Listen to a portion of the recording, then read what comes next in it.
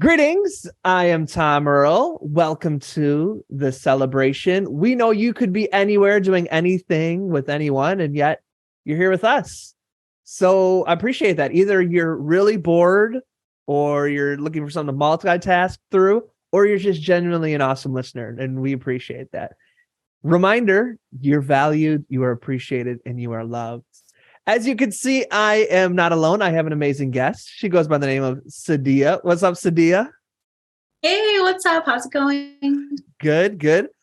I did a little messed up in the beginning, folks, so I'm having Sadiya re-record the intro just all over again. So we're both like, okay, do we say the same thing? Do we not? How do we kind of move through this first 2 minutes that we already did? Always kind of one of those moments. So that's what y'all are stepping into right now. Yes. So I was saying, as I was saying before, Yes. I was just talking to my brother earlier this afternoon, and he is very chatty on the phone usually with me. And I was telling him, bro, I need to go because I'm going to go record a podcast with Tom. And he stopped and he's like, what? The Tom Earl? You're recording a podcast with the Tom Earl? And I was like, yes, that's the only Tom that I know. And he was like, well, how come he doesn't talk to me? Like, I have things to say. And so I told him he should send you a message and connect with you. Guys have met and everything. So, he can connect with you anytime. So yeah. My brother was very excited about this podcast. Well, I appreciate that. Yeah, he visited us on the hottest day of the year that summer. We went and had ramen, so there was no one there because no one was thinking, let's get hot ramen. Yep. Yeah, I remember that. And then I saw him at your wedding, we're coming up on a year. I know. Yeah, and I was so happy that you could make it there. Oh, it was a blast. Sorry, go ahead. What were you saying? No, it meant a lot to me.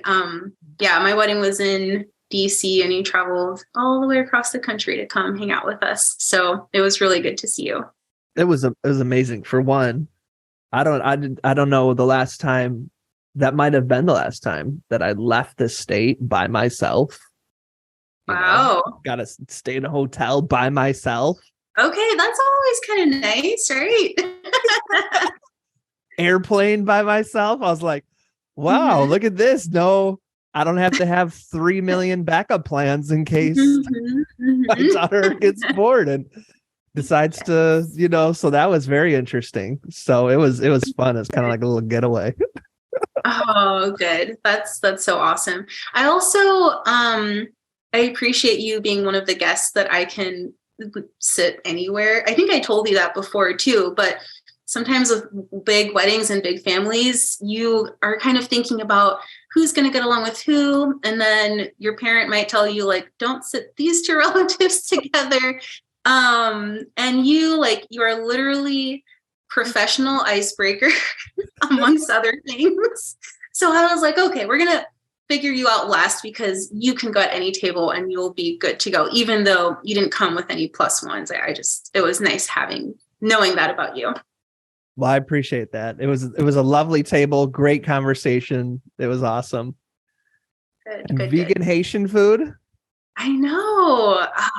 Yeah, that was the best. That food was delicious. Matt is always asking me for it. The caterer lives like many states away, so we can't get anytime soon. But I was very happy with it. There we go. Okay, well, why don't we go camera off so we can relax into the convo, get the ring lights off so it's not blinding light. Sure. Yeah, that was a really special wedding. That was where are you sitting with almost 1 year in? What's any reflections? You know what? I have a question for you, actually. I know you asked me a question, but I'm going to ask you a question. Let's first. Let's do it. How did you handle your wedding thank you cards? How did I handle my wedding thank you cards? Well, we had many thank you cards. We had 4 weddings, so I probably did a couple. I probably did like 200 thank you cards. Oh my gosh! And we put hand sealed wax on each and every one of them. Okay. So which part of it? Which part are you wondering? The thank you cards, like yeah, just did you write a personalized message in every one? I don't remember. Most likely so first of all, we had a spreadsheet that had everybody's names and address and what they gave. Mm-hmm. So yes, most likely I probably wrote like, thank you so much for making it special. You're the best.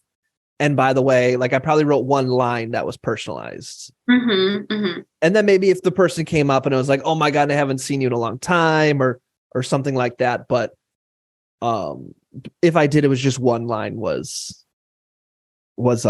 specialized. Otherwise it wasn't. And I don't remember what it was. Maybe Janelle Monáe was in a new movie. Yes. I don't remember which movie it was, but I remember Janelle Monáe was there. And I always wanted them to be a part of my wedding. So I was like one of the reasons why I held back on getting married to Adora was like, I'm not best friends with Janelle Monáe yet. I cannot get married. Like they're supposed to be at my wedding. So that was like a whole, I had to come to, reality of like, okay, maybe maybe you have a fictionalized version of life here. But wow. I don't, or a TV show, maybe like an old set in the old, like the 50s or 60s TV show. I'll have to Google this, but I remember having it in the background while I was doing all of the thank you cards. I just knocked them all out in one weekend. So 1 weekend, 200 cards. That's impressive. And did you do them after the weddings? Like after all 4 weddings were finished? We did. No, I would try to do them within like 2 or 3 weeks. Okay.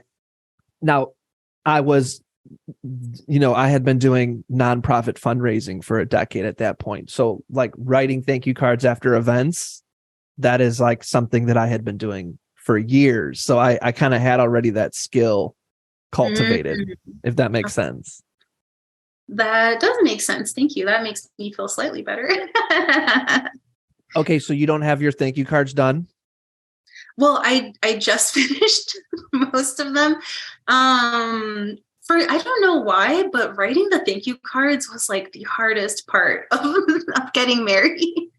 And maybe that's just me, but it's really my maid of honor. She is like amazing. One of these like superwoman types who can just do everything. She planned my bachelorette party, even though she was 6 weeks postpartum, with like detailed itineraries, follow up with everyone, flying in the day of the party while also giving us weather updates, plan ABC. She's so on top of it. No, she's amazing. And so I was really trusting her guidance. And so she told me the etiquette for the wedding thank you cards is up to 1 year. And she probably should have told me like 3 months, because then I would have gotten them done in 3 months. But because it's me and I'm 100% almost can't accomplish anything unless it's the last minute. I like that kind of person. We're coming up on like 10 months past the wedding. And finally, just like 2 weekends ago, we mailed out the thank you cards to the family members, like the family members that I would bring dishonor upon the family if they don't get the thank you cards. And the friends still don't even have thank you cards, because I know my friends maybe won't care as much. So I was just wondering about how you did yours, but it sounds like you were super efficient with yours. So we also sent a bunch of video message thank yous to folks too. Like there's a lot of folks who just like receiving something by mail wouldn't mean anything, or we had a ton of people from overseas. And so for those folks, we sent like a WhatsApp video thank you. So that took a lot of people off the table too. Nice. Well, that was a good little question. I haven't talked about that in a while. Yeah, it's been a while. I was curious about that. Thank you. Well, back to the question, if you're comfortable, what's a year of marriage thoughts, reflections, complaints, warnings? Um, let's see. Coming up on a year of marriage, so far so good. I guess we're technically still in the honeymoon phase, but I mean, I am in my mid 30s. We're both in our mid 30s, so maybe being older is helpful when it comes to like getting along.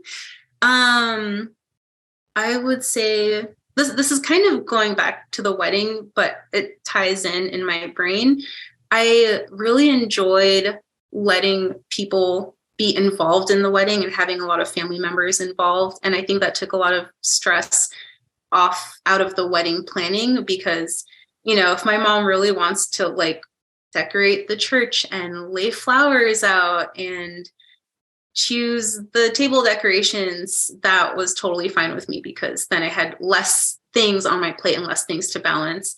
And I just loved having all my family members really involved and having one of my cousins do one of the readings at the mass. And then my husband, Matt, his sister did another one of the readings.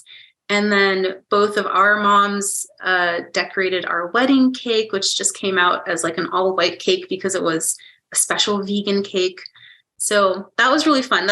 That's one of my cherished memories, is not being too stressed at the wedding, because a lot of people wanted to be involved, and they were involved, and it worked out great. As far as actually being married, we're very excited to have Matt on my health insurance. That's been great. So that just kicked in finally. Yeah, I just remember to not take him for granted, but that's something that I tried to keep at the forefront of my mind even prior to us being married. But definitely I'm keeping that mindset into almost 1 year of marriage. What does it look like to take someone for granted in a marriage? Like what would that look, where you feel like, oh man, I've slipped into taking him for granted? What would that look like? I would say maybe not being thoughtful about him. I want to take the time to appreciate him on his special days, whether that's his birthday or our anniversary, or really supporting him in one of the things that he is really, really into. So there are certain things that I'm going to say yes to. It doesn't matter how I'm feeling about it. That would be like going to a Muse concert, watching Daredevil, watching any She-Hulk episodes with Daredevil in it, anything involving Daredevil or Muse.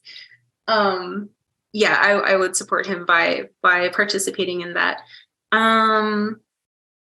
Also, if there is a time when I'm feeling frustrated with him or something that he's doing, I just think about the bigger picture of our relationship and how 99% of the things he does is not frustrating. It's actually encouraging or empowering or loving or sweet or caring or kind or smart, and not fixate on whatever behavior it is that I'm not as much a fan of. That's what it looks like for me in my head. That's awesome. Well, thanks. Personal questions about, our inner lives. So I appreciate you sharing that with me. That means a lot. Well, thank you.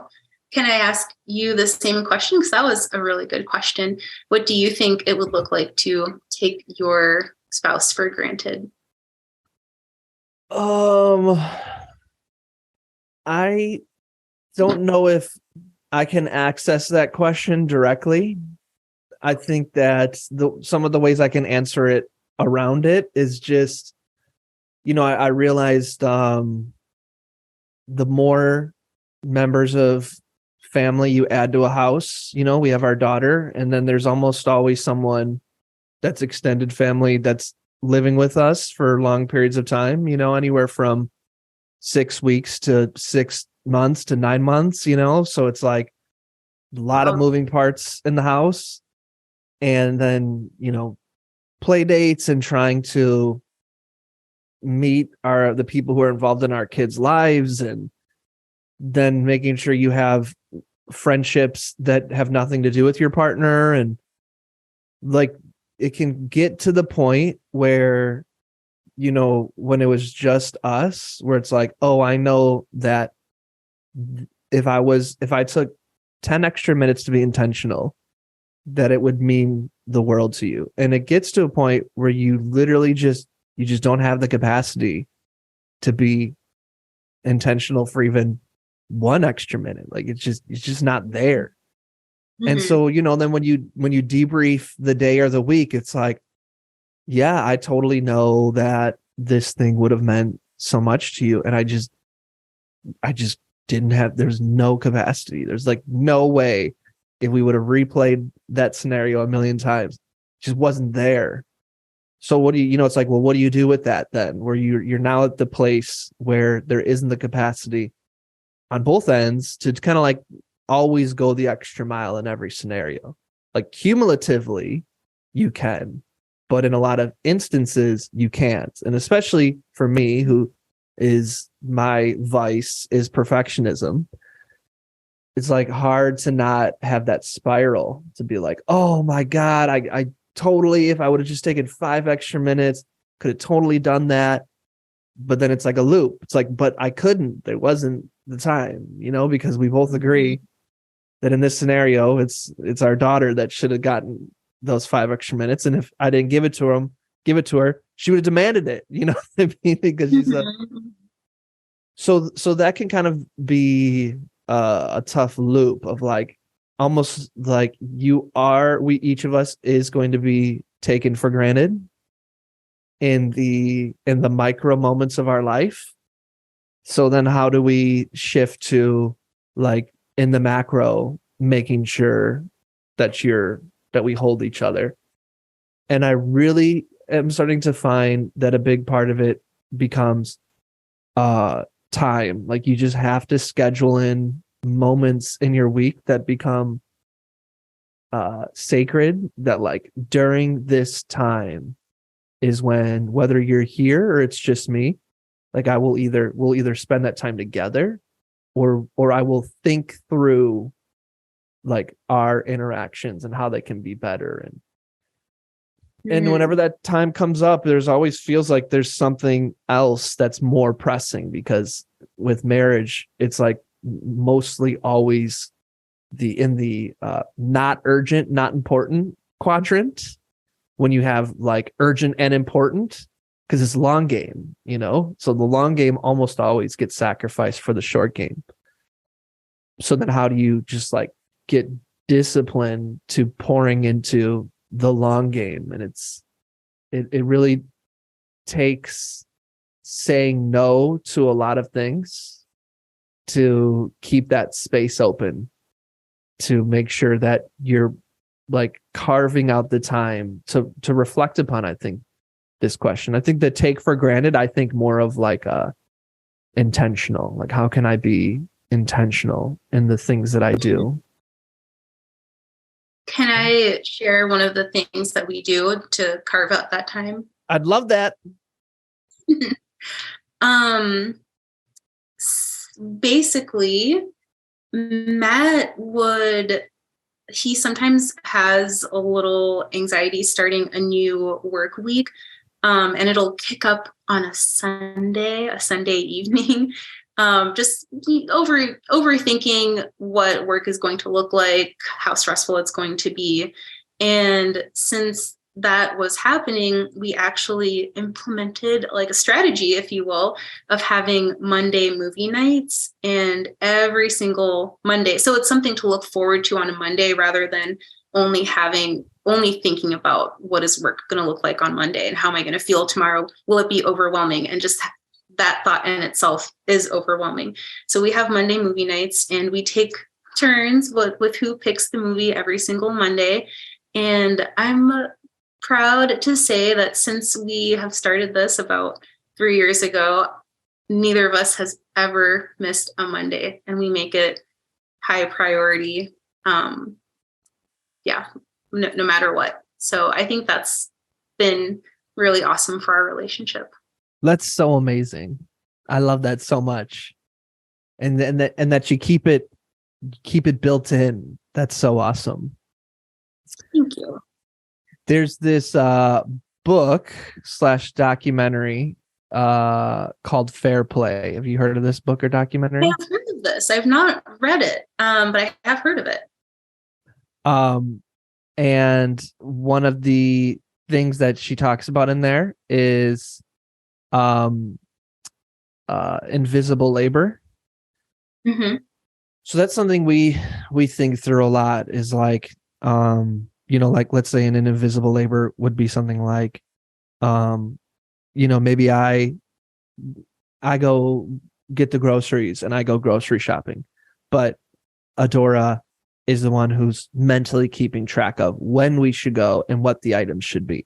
So like maybe on paper, it looks like I'm doing this task, but I'm doing it as almost like an employee, but whereas she's like having to think through everything. So that's, but that's like when that's kind of like a minutia one, for a lot of households, it would be like almost everything in the house is defaulted, especially when kids are involved, to usually the person who is, if it's a heterosexual relationship, to the woman, where it's just like the example like she gives is she was out with 10 of her friends, and within a half hour, all of them had to go home because their husbands were texting them like, where's this? Where's that? Should I do this? Should I do that? What about this? What about that? They're like, oh, I put too much on my husband. I got to go home. Like, that's an example of invisible labor. So she talked about how she kept a spreadsheet of all of the mental and physical and emotional tasks that happen in the house. And kind of keeping track of, well, how are we dividing these things? And I think something like that is helpful when there becomes more and more moving parts, just kind of trying to keep track of like, okay, how are things dividing up so that no one person is being taxed over the other for a long period of time. Wow, that is interesting. Do you or does the author think that that's a good practice to have those mental tasks listed out as well as the physical tasks to divide labor? Is that like a suggestion that they're making? Well, admittedly, I'm only like a half hour into the documentary. But I do think that a lot of times, I remember when we were getting married, my wife's pastor / priest, his wife was like, basically like, man, if a husband does like one thing, they make it sound like, oh my gosh, I do so much, like they randomly will sweep and mop the floors. It's like, oh my God, I do so much. And she's like, and if you really knew it, it's like nothing compared to how much work goes into running a household. And so that's kind of like been in the back of my mind, and when Adora and I first got together, like almost a decade ago, and when we started living together, we called it like invisible fairies, where I'd just be like, oh, look at all this fun stuff that's getting done around the house. And she's like, I think you think invisible fairies do them, but I do. And so, sometimes the more you write down, then you start to see like, oh, well, here's this and that. And I think it's helpful too for me and her, where we've pretty much got it about even, to like write it down and see like, okay, can we take this even deeper? And I think especially the mental part, because I think for those of us who are husbands that want to be actively involved, that I think the mental part can happen a lot, where we almost become excellent at accomplishing tasks, but we're not necessarily the ones organizing the tasks. So like starting to take over a thing completely, where like you organize it, you anticipate it, you create a system, you create a process that runs kind of like what I use my mind to build businesses that run on autopilot. It's like, how do you apply that to aspects of the household. Mm. I think that's because when you can do that, when your partner doesn't even have to think about it, they don't even have to wonder, like, okay, we're coming up on the deadline. Are you remembered? Like, they don't even have to wonder. It's just like they can just completely free that space in their mind up for something else because you just own the task so completely. Which we get at our jobs, but when you start to apply that to your personal life, especially those of us who are socialized as men, I think that's when you start to get into like the true partnership side. Let's see. But it's tough because it's years and years of conditioning that you're going against. Right. Wow. And then there's the other famous example I've heard before Fair Play came out from one of my best friends who detests hearing a man specifically say, I have to go babysit my kids. That's not a thing, right? It's your own kids. How do you why do you use the word babysit when talking about your own kids? I never would have noticed it, honestly, until she pointed it out like years and years ago. But I think that definitely falls into that category. I think so too. It really depends on how you want to approach your marriage. Like for me, when I was dating, like I had like a list of questions that I'd ask on every first date. And one of them was, do you believe in gender roles? Like, do you expect me, because I am a man, do you expect me that like I should be the quote unquote head of the household and that like we should divide things into this and that? And people were like, I do. I'd be like, well, you should know that I think all that stuff's made up. I think it's bullshit. I think fuck that. And then, they were like, well, let's talk about it. But then if they were like, ugh, it's like, see, I'm glad we talked about this on date one. Right. Just the other day, I saw someone post on Facebook that was like, that I in many ways we ideologically line up, but then they were like, oh my gosh, it's crazy how many even guys think that head of the household stuff is BS. I'm like, that's me. But like everyone in the comments was like, yeah, head of the household's the best. So, if you believe in that stuff, then everything we're talking about now is kind of out the door. So great. I admit I occasionally am tempted to use the gender roles to get out of something that I don't want to do. Namely, like if there's a roach in the house or something. You should do it. But he wants to do it even less than I want to do it. So I think we also take turns on like, getting rid of bugs or something. Or actually, really, this is like a tangent, but the best thing is that our dog that we adopted a couple years ago loves to like chase them and go get them. So actually, she's the one who takes off that stress for us.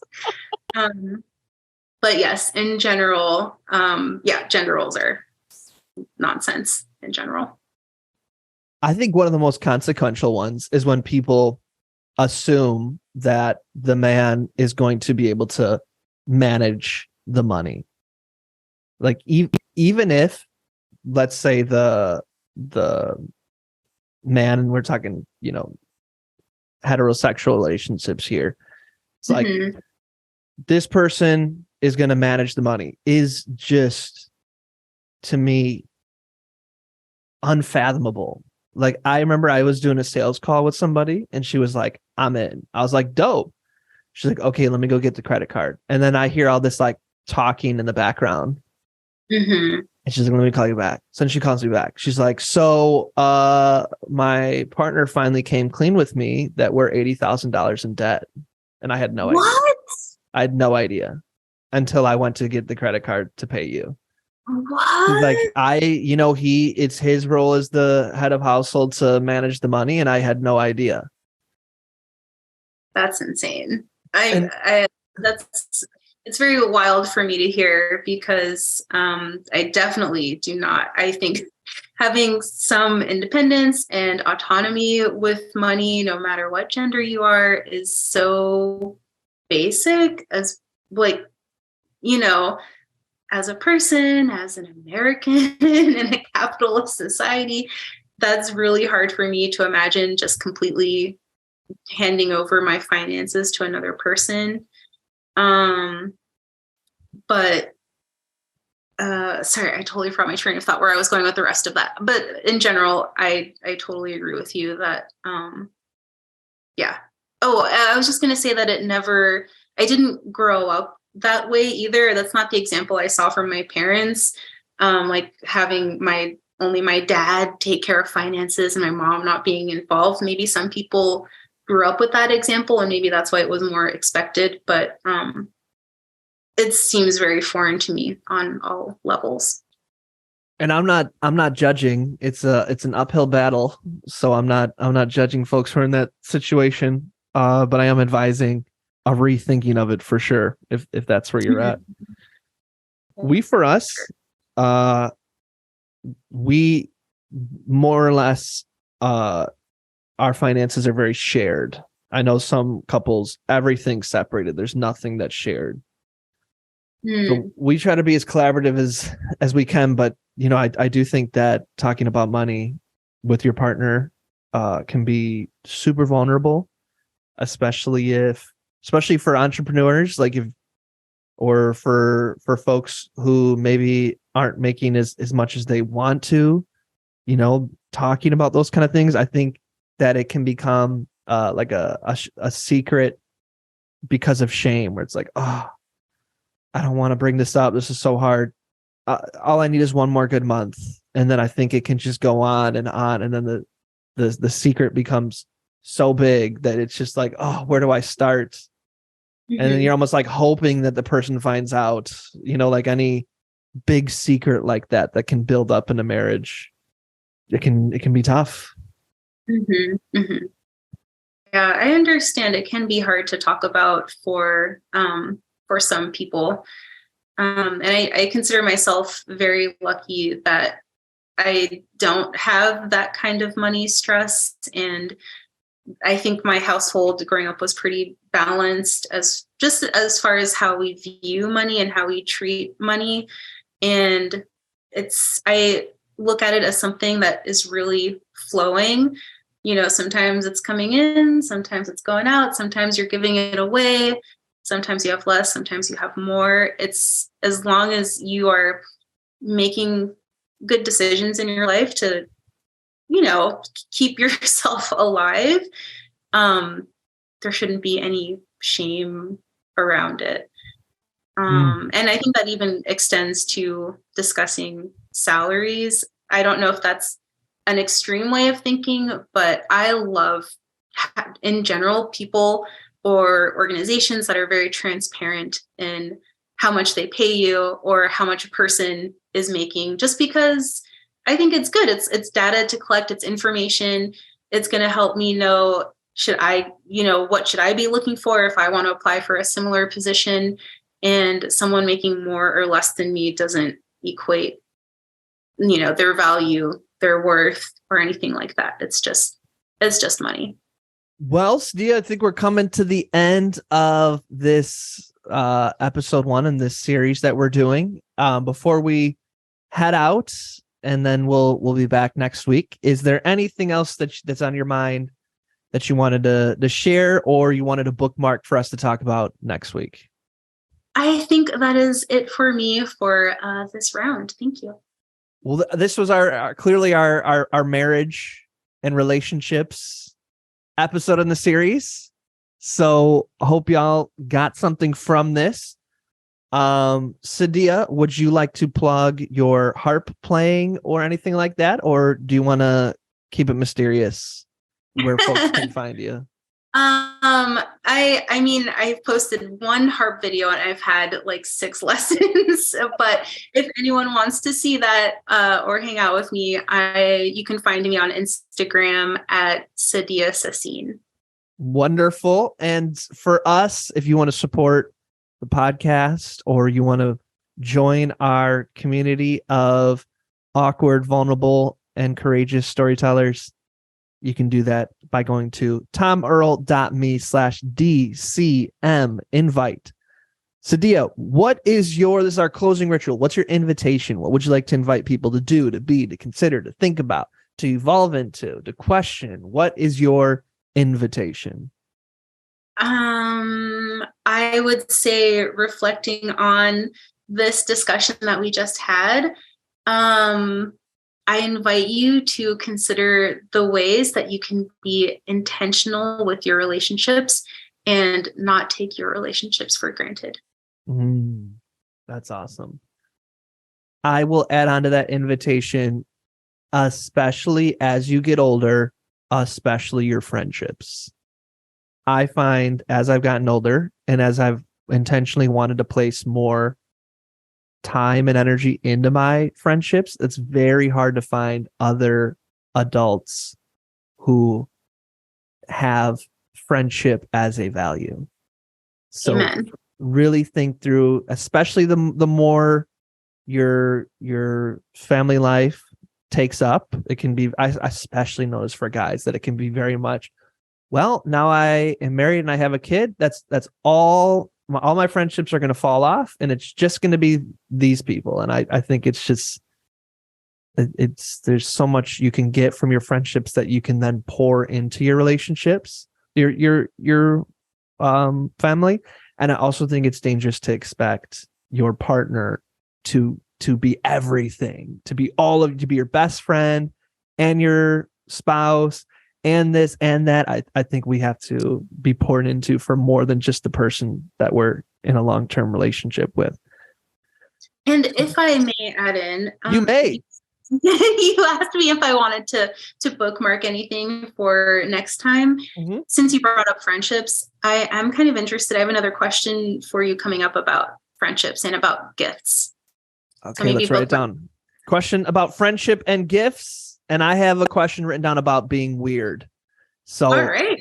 All that and more coming to y'all next week and the week after and the week after that. So, Sadiya, I appreciate you so much. You're the best. And to all of those listening, as always, we're wishing you peace and blessings. Thank you. One more thing. I'd love to continue the conversation.